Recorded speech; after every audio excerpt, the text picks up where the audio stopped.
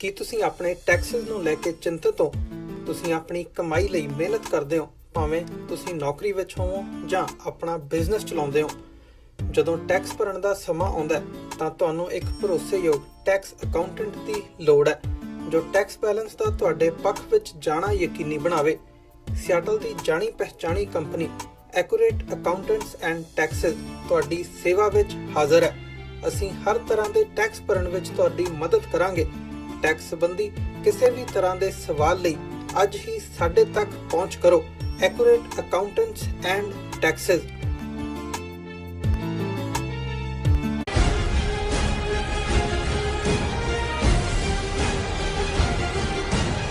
ਦਰਸ਼ਕੋ, break ਤੋਂ ਬਾਅਦ ਜੀ ਆਇਆਂ ਨੂੰ ਪ੍ਰੋਗਰਾਮ ਸੱਚੋ ਸੱਚ ਵਿੱਚ। ਜੋ ਅੱਜ ਦਾ ਸਾਡਾ ਦੂਸਰਾ ਇਸ਼ੂ ਸੀ ਉਹ ਇਹ ਸੀ ਕਿ ਖੂਨੀ ਦਰਿੰਦੇ ਅਮਿਤ ਸ਼ਾਹ ਦੀ ਕਸ਼ਮੀਰ ਦੇ ਆਜ਼ਾਦੀ ਪਸੰਦ ਬੰਦਿਆਂ ਨੂੰ ਚੇਤਾਵਨੀ। ਇਸ ਉੱਪਰ ਡਾਕਟਰ ਸਾਹਿਬ ਨੇ ਆਪਣੇ ਵਿਚਾਰ ਦਿੱਤੇ ਔਰ ਤੁਹਾਡੇ ਜੋ ਮੈਸੇਜ ਨੇ ਉਹ ਸਾਨੂੰ ਦੋਨੋਂ ਸੈਗਮੈਂਟ ਤੇ ਮਿਲ ਚੁੱਕੇ ਨੇ। ਅਸੀਂ ਥੋੜੇ ਪਹਿਲਾਂ ਵਿੱਚ ਇਹਨਾਂ ਨੂੰ ਤੁਹਾਡੇ ਨਾਲ ਡਿਸਕਸ ਕਰਾਂਗੇ ਔਰ ਉਸ ਤੋਂ ਪਹਿਲਾਂ ਅੱਜ ਦਾ ਜੋ ਥਰਡ ਵਾਲਾ ਇਸ਼ੂ ਹੈ ਉਸ ਉੱਪਰ ਆਪਾਂ ਡਾਕਟਰ ਸਾਹਿਬ ਕੋਲੋਂ ਉਹਨਾਂ ਦੇ ਵਿਚਾਰ ਸੁਣਦੇ ਹਾਂ।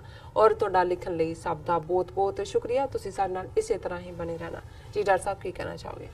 ਦੇਖੋ, ਜਦੋਂ freedom of India bill house of Commons ਦੇ ਵਿੱਚ ਪੇਸ਼ ਹੋਇਆ ਜੀ ਔਰ ਉਦੋਂ ਮਿਸਟਰ ਐਟਲੀ ਲੇਬਰ ਪਾਰਟੀ ਦੀ ਹਕੂਮਤ ਸੀ, ਉਹਨਾਂ ਦਾ ਪ੍ਰਾਈਮ ਮਿਨਿਸਟਰ ਸੀ ਔਰ ਚਰਚਲ ਦੀ ਪਾਰਟੀ ਕੰਜ਼ਰਵੇਟਿਵ ਪਾਰਟੀ ਲੂਜ਼ ਕਰ ਚੁੱਕੀ ਸੀ ਇਲੈਕਸ਼ਨ ਜੀ। ਪਰ ਉਹ ਜਿਹੜਾ ਐਮਪੀ ਸੀ ਉਹਦੀ ਜਿਹੜੀ ਸਪੀਚ ਹੈ ਅਕਸਰ ਅਸੀਂ ਕੋਟ ਕਰਦੇ ਹਾਂ, ਜਿਹਦੇ 'ਚ ਉਹਨੇ ਕਿਹਾ ਸੀ ਕਿ ਵੀ ਤੁਸੀਂ ਇਹਨਾਂ ਨੂੰ ਆਜ਼ਾਦੀ ਦੇ ਕੇ ਜਿਹੜੀ ਇਹ ਗਵਰਨਮੈਂਟ ਹਕੂਮਤ ਹੈ ਇਹ ਉਹਨਾਂ ਦੇ ਹਵਾਲੇ ਕਰ ਰਹੇ ਹੋ ਜਿਹੜੇ ਰਾਸਕਲ ਨੇ, ਬਦਮਾਸ਼ ਨੇ, ਬੂਟਲੈਗਰਸ ਨੇ, ਮਰਡਰਰਸ ਨੇ, ਕ੍ਰਿਮੀਨਲਸ ਨੇ, ਮੈਨ ਆਫ ਸਟਰਾ, ਕੱਖੋਂ ਹੌਲੇ ਲੋਕ ਨੇ ਔਰ ਮਿਲੀਅਨਸ ਆਫ ਇਨੋਸੈਂਟ ਇੰਡੀਅਨਸ ਜਿਹੜੇ ਨੇ ਉਹ ਇਹਨਾਂ ਅਪਰਾਧੀਆਂ ਦੇ ਤੁਸੀਂ ਸਾਹਮਣੇ ਐਵੇਂ ਹੀ ਸੁੱਟ ਰਹੇ ਹੋ ਜਿਵੇਂ ਕੋਈ ਲੇਲੇ ਨੂੰ ਭੇੜੀਏ ਦੇ ਸਾਹਮਣੇ, ਬਘਿਆੜ ਦੇ ਸਾਹਮਣੇ ਸੁੱਟੇ।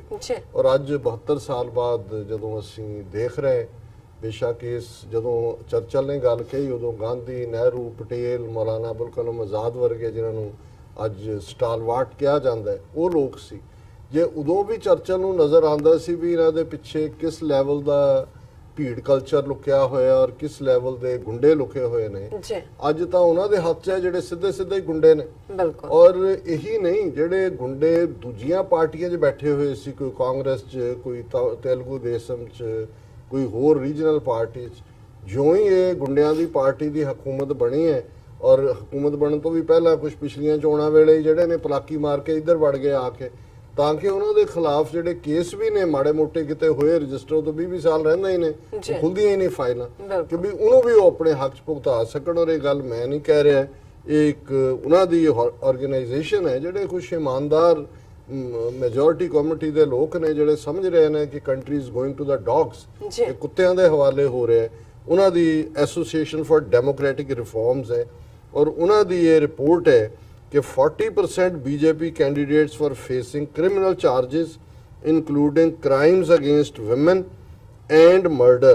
Also, one cannot forget how industrialists like Vijay Mallya and Nirav Modi easily fled the country after indulging in scams worth thousands of crores. और ये जड़ा write up है मैं due credit देना चाहूँगा, ये written by Sabrang India और ਜਿਹੜੀਆਂ ਇਹਦੇ ਵਿੱਚ ਪਿਕਚਰਸ ਵੀ ਯੂਜ਼ ਹੋਣਗੀਆਂ ਸਕਰੀਨ ਦੇ ਉੱਤੇ ਉਹਨਾਂ ਪੋਲੀਟੀਸ਼ੀਅਨਸ ਜਿਹੜੇ ਕਿ ਕ੍ਰਿਮੀਨਲ ਨੇ ਔਰ ਕਿਵੇਂ ਉਹ ਇਧਰ ਜੰਪ ਕਰ ਰਹੇ ਨੇ।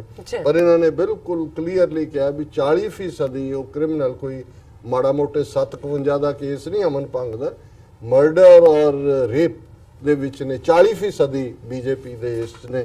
ਔਰ ਉਹਨਾਂ ਕਿਹਾ now we have come up with a list of politicians who left their decades old connection with other parties and switched to BJP either before the elections or after.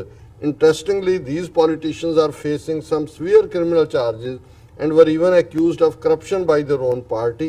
So here is a list of the party hopper politicians who switched sides in the fight for power, which may even help save themselves from any legal action. ਜੋ criminal BJP ਵੀ ਖੁੱਲੀਆਂ ਬਾਹਾਂ ਨਾਲ welcome ਕਰ ਰਹੀ ਹੈ ਕਿਉਂਕਿ already ਜਿਵੇਂ ਉਹ ਕਹਿੰਦੇ ਨੇ ਕਿ ਵੀ ਉਹ ਭਾਈ ਕੋ ਭਾਈ ਮਿਲੇ, ਗੁੰਡੇ ਕੋ ਗੁੰਡਾ ਮਿਲੇ, ਕਰ ਲੰਬੇ ਹੱਥ, ਇੱਕੋ ਹੀ ਨਸਲ ਜਿਹੜੀ ਹੈ। ਔਰ YS ਚੌਧਰੀ ਇਹ TDP ਚੋਂ ਜਿਹੜਾ ਉਹ BJP ਦੇ ਵਿੱਚ ਆਇਆ just a week ago. Telugu Desam Party Rajya Sabha MP YS Chaudhary joined BJP. He was cabinet minister from Telugu Desam party in the first innings of Modi, and his appointment was defended by then Finance Minister Arun Jaitley. Chaudhary is chairman of Sujana Group of companies, and he, along with his multiple companies, are among the biggest bank defaulters and are under probe by several investigation agencies.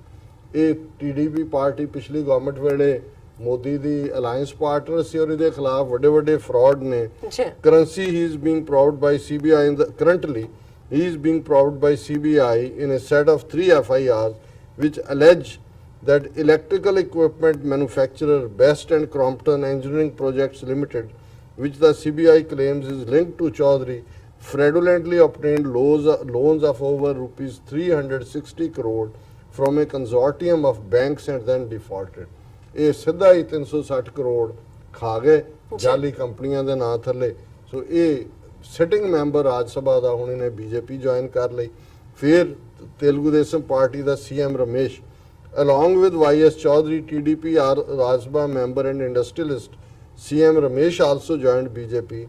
In October last year, an income tax probe found suspicious transactions to the tune of about rupees 100 crore in a company associated with Ramesh. ਉਹਦੀ ਵੀ ਲੰਬੀ ਚੌੜੀ ਕਹਾਣੀ ਹੈ ਕਿ ਵੀ ਇਹ 100 ਕਰੋੜ ਇਹ ਵੀ ਸਿੱਧਾ ਰਗੜ ਗਿਆ ਔਰ ਇਹ ਸਾਰੇ ਦੇ ਥੱਲੇ ਜਿਹੜਾ ਰਕੇਸ਼ ਅਸਥਾਨਾ ਔਰ ਦੂਜਾ ਕੇਸ ਵੀ ਅਸੀਂ ਡਿਸਕਸ ਕਰ ਰਹੇ ਹਾਂ। ਇਹ ਸਾਰੇ interestingly Chaudhary and Ramesh were named Andhra Mallyas by BJP MP and spokesperson Narasimha Rao ਕਿ ਵੀ ਇਹ ਆਲਰੇਡੀ ਜਿਵੇਂ ਵਿਜੇ ਮਲਾਇਆ ਖਾ ਕੇ ਦੌੜ ਗਿਆ, ਇਹ ਦੋਨੋਂ ਹੀ ਮਲਾਏ ਜਿਹੜੇ ਨੇ 100 ਕਰੋੜ ਉਹਨੇ 360 ਕਰੋੜ ਇਹ 100 ਕਰੋੜ ਹੜਪ ਗਿਆ। ਅਰਜੁਨ ਸਿੰਘ ਤ੍ਰਿਣਮੂਲ ਕਾਂਗਰਸ ਤੋਂ ਛੱਡ ਕੇ BJP ਚ ਆਇਆ। On March 14th, Arjun Singh, former Trinamool Congress leader, joined BJP after he was allegedly denied a ticket for 2019 Lok Sabha election. Notably, Singh has several criminal cases against him, which he claimed to be motivated by political vindictiveness. और ये सारे नूं जेड़ा criminal cases वाले नूं भी BJP ने welcome कीता है। और बेजयंत जय पांडा ਇਹ ਬੀਜੂ ਜਨਤਾ ਦਲ ਜਿਹੜਾ ਉੜੀਸਾ 'ਚ ਹੈ ਉਹਦੇ ਤੋਂ BJP 'ਚ ਆਇਆ। ਵੈਟਰਨ ਬੀਜੂ ਜਨਤਾ ਦਾ ਲੀਡਰ BJD ਬੇਜਯੰਤ ਜੈ Pandey quit BJD and joined BJP in March 2014. He was expelled from BJP last year for anti-party activities, after which he quit. Interestingly, he and his wife are accused of money laundering and violation of Foreign Exchange Management Act just a month before he switched to BJP. ਜਿਉਂ ਹੀ ਉਹ ਘਰ ਵਾਲੀ ਫਸੇ money laundering CBI ਨੇ ਉਹਨਾਂ ਨੇ ਕਿਹਾ ਜੀ ਅਸੀਂ ਤੁਹਾਡੀ ਪਾਰਟੀ ਜਾਓ, ਕਹਿੰਦੇ ਮੋਸਟ ਵੈਲਕਮ। ਕੇਸ ਵਾਪਸ। ਮੁਕਤੀ ਰੋਏ ਇਹ ਤ੍ਰਿਣਮੂਲ ਕਾਂਗਰਸ ਚੋਂ BJP ਮੁਕਤੀ ਰੋਏ veteran TMC leader switched to BJP in 2017 after the differences. Notably, before he joined the BJP, he was questioned by the CBI for 9 hours in the Sharda chit fund scam. Just a few months back, he was accused of involvement in murder of Trinamool Congress Krishanganj MLA Satyajit Biswas. However, the High Court granted him bail. एक murder ਜਿਹੜਾ ਤ੍ਰਿਣਮੂਲ ਕਾਂਗਰਸ ਸੀ ਉਹ ਵੀ ਜਿਹੜਾ BJP ਚ ਆ ਕੇ BJP ਦੀ ਗੰਗਾ ਚੋਂ ਨੇ ਨਹਾ ਲਿਆ, ਉਹਦੇ ਸਾਰੇ ਪਾਪ ਧੋਤੇ ਗਏ। ਔਰ ਅਖੀਰਲਾ ਜਿਹੜਾ ਇਹਨਾਂ ਨੇ ਇਸ ਐਸੋਸੀਏਸ਼ਨ ਫॉर ਡੈਮੋਕ੍ਰੈਟਿਕ ਰਾਈਟਸ ਨੇ ਤਾਂ ਪਰਸ਼ੋਤਮ ਸਬਰੀਆ ਇਹ INC ਤੋਂ BJP ਚ ਆਇਆ, ਇੰਡੀਅਨ ਲੋਕ ਦਲ ਹੈ ਸ਼ਾਇਦ। ਧਰਗੰਧਰਾ ਕਾਂਗਰਸ MLA from ਗੁਜਰਾਤ, ਇਹ ਗੁਜਰਾਤ ਦੀ ਪਾਰਟੀ ਹੈ। Mr. Purushottam Sabariya quit Congress and joined BJP. Interestingly, he was arrested in October last year for allegedly demanding and accepting a bribe from person accused in an irrigation scam in Morbi district in return for not raising the issue in the assembly and with the state government. He was later released on bail. ਇਹ ਵੀ corrupt ਬੰਦਾ ਔਰ ਅਖੀਰ 'ਚ ਇਸ article ਦੇਖਿਆ। Can we then conclude that if a politician wishes to save herself from any legal action, she or he can hide under the arms of BJP leaders? Maybe ਕਿ ਜਿਹੜਾ ਆਪਣੇ ਨੂੰ ਬਚਾਉਣਾ ਚਾਹੁੰਦਾ ਹੈ ਆ ਕੇ BJP ਦੇ ਖੰਭਾਂ ਥੱਲੇ ਲੁਕ ਜਾਓ। ਔਰ ਜ਼ਾਹਰ ਹੈ ਇਹ ਤਾਂ ਕੁਝ ਦਿਨਾਂ ਦੀ ਕਹਾਣੀ ਦੇ ਵਿੱਚ ਹੀ ਇਹ ਨਾਂ ਨੇ, ਅਦਰਵਾਈਜ਼ 40% ਤਾਂ ਵੈਸੇ ਹੀ ਉਹਨਾਂ ਦੇ ਆਪਣੇ ਹੀ ਕ੍ਰਿਮੀਨਲ ਨੇ, ਰੇਪਿਸਟ ਐਂਡ ਮਰਡਰਸ। ਸੋ ਇਹ ਚਰਚਲ ਨੂੰ ਠੀਕ ਪ੍ਰੂਵ ਕਰ ਰਿਹਾ ਜੋ ਉਹਨੇ ਹਾਊਸ ਆਫ ਕਾਮਰਸ ਖਲੋ ਕੇ ਕਿਹਾ। ਬਿਲਕੁਲ ਡਾਕਟਰ ਸਾਹਿਬ, ਹੁਣ ਆਪਾਂ ਆਪਣੇ ਜੋ ਦਰਸ਼ਕਾਂ ਦੇ ਜੋ ਮੈਸੇਜ ਨੇ ਉਹ ਆਪਾਂ ਡਿਸਕਸ ਕਰਨ ਜਾ ਰਹੇ ਹਾਂ। ਐਸ ਸੁਰਿੰਦਰ ਜੀ ਯੂਕੇ ਤੋਂ ਸਾਨੂੰ ਹਮੇਸ਼ਾ ਤਰ੍ਹਾਂ ਬਹੁਤ ਹੀ ਵਧੀਆ ਜਾਣਕਾਰੀ ਦਿੰਦੇ ਨੇ, ਅਸੀਂ ਉਹਨਾਂ ਦਾ ਬਹੁਤ-ਬਹੁਤ ਸ਼ੁਕਰੀਆ ਅਦਾ ਕਰਦੇ ਹਾਂ। ਉਹਨਾਂ ਦੀ ਲਿਖਤ ਦਾ ਹੈਡਿੰਗ ਹੈ, ਗੈਰਤ ਨਾਲ ਜੀਣਾ ਹੈ ਤਾਂ ਲੜਨਾ ਪਵੇਗਾ।